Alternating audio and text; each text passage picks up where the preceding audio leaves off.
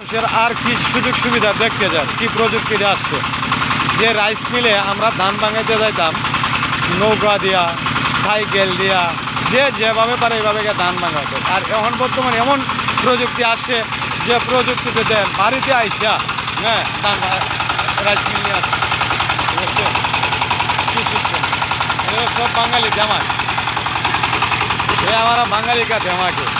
कितना धमाक है आप लोग पूरा मालूम है, देखना है। বড় ভাই সুযোগ সুবিধা তো ভালোই, বাড়িতে আসে এখন মেশিন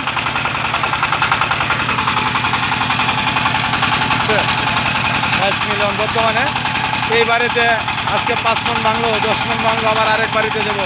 মহিলা করে আর কত সুযোগ সুবিধা দিব এইটা বুঝতে পারতেছি না।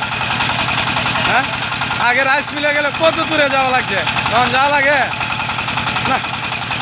এখন একদম বাড়িতে আমিও ধান ভাঙতাম, অপেক্ষায় আছি, কারণ আমারটিও যে ধান ভাঙ এরকম পরিস্থিতিতে আল যাইতেছে না। এখন দেখা গেছে যে বাড়িয়ে বাড়িয়ে যা ঠিক আছে। এখন এই যে বাইরে তো কথা বলতে চাচ্ছে না, মেশিন নিয়ে এখন চালু করে কিছুক্ষণ পরে তার ইন্টারভিউটা নেওয়া হবে।